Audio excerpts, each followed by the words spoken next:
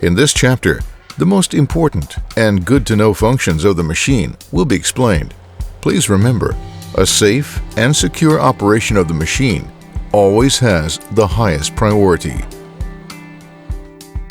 All Volvo wheeled excavators are equipped with an RPM control switch and a work mode selection switch. The operator can adjust the RPM in 9 different steps, between low idle at 800 RPM to high idle at 1900 RPM. This is possible in work modes W and C.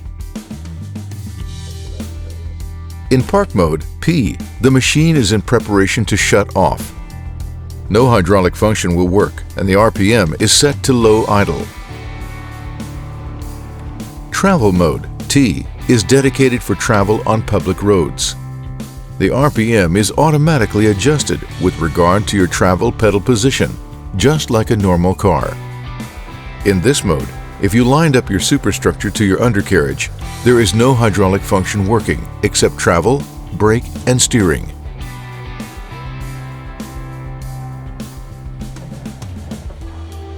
In any work mode, everything is working and adjustable. But for the most economical outcome, you should operate in the Eco mode, the most efficient way to operate your machine. When you start the machine, it will be activated by default. The Eco mode gives you great handling with less fuel consumption. It will control your machine's RPM and thereby avoid unnecessary fuel consumption and yet increase productivity. Digging is usually performed in W mode with active Eco mode.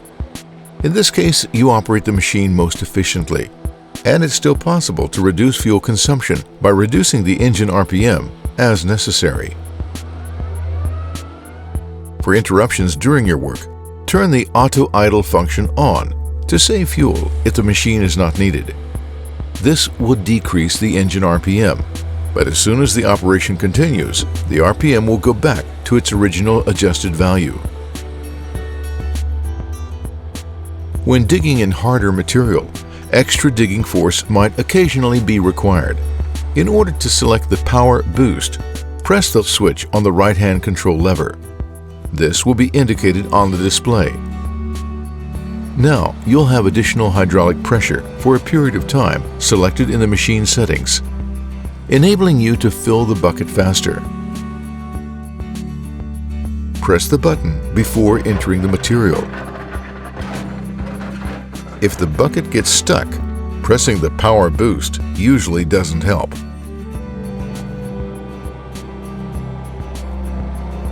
The regeneration system is running in the background, and the operator does not have to be involved in any interaction with the system, except filling the AdBlue DEF tank.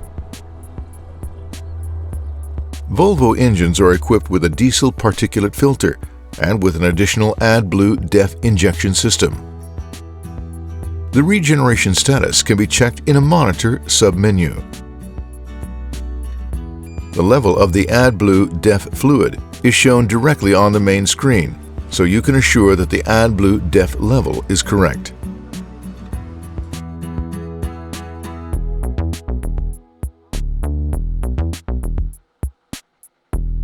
For lifting and digging, use the outriggers to increase the stability of the machine. The operator can move the stabilizers and the blade independently to adjust the machine to an uneven surface. Each machine can vary depending on market and customer specification. If the machine is only equipped with a blade, there's no need to preset anything. If equipped with a blade and 2 outriggers or 4 outriggers, it's possible to choose and activate each function separately on the monitor of the machine. On the right-hand console, in the lower right-hand corner of the monitor keypad, is the Stabilizer section button. Pushing this button will activate a screen in the monitor where the preferred functions can be selected. This can be done with the arrow buttons on the same keypad. The monitor will highlight the selection in yellow. After activation, the preferred outriggers can be operated with the lever in the middle of the left-hand console.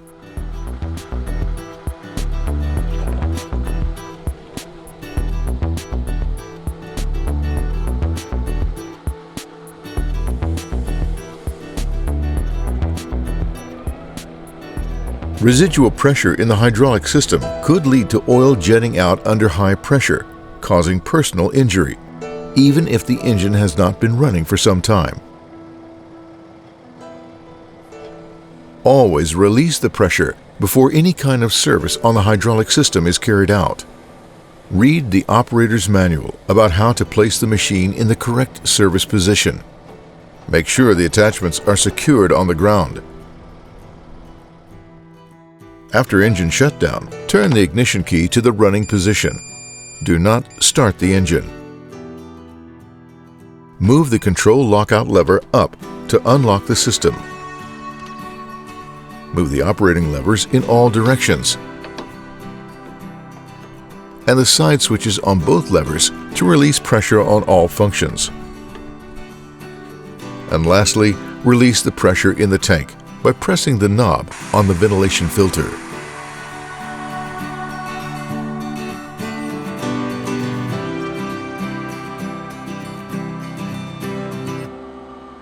Although it's mostly the truck driver who's responsible for transportation, it is useful to know the basics of loading an excavator onto a trailer. Clean the machine, as stones and clay can fall off and cause severe damage. Depending on the size of the excavator and type of trailer, the digging equipment can be placed in both a folding or extended position.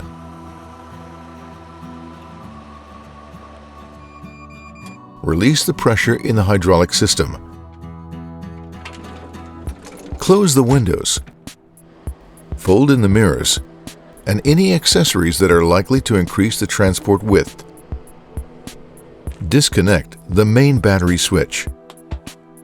Lock all doors and hatches because high wind turbulence during transport could cause them to fly open and result in damage. Fold down the beacon.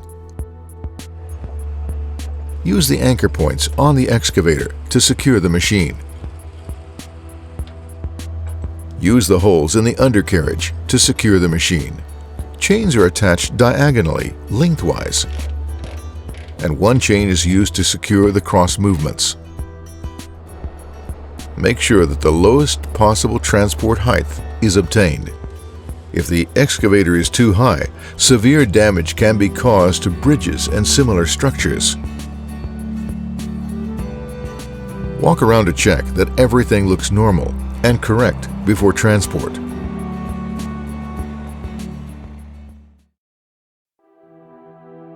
Volvo diesel engines have a high torque already at 1300 RPM. Everything above that may make the hydraulic faster, but is not that efficient because of the increased fuel consumption.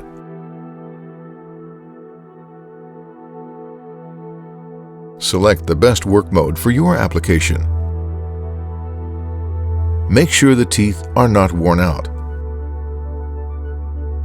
Clean the machine before transport and make sure the lowest possible transport height is obtained, and fold in the rear view mirrors and lock all doors.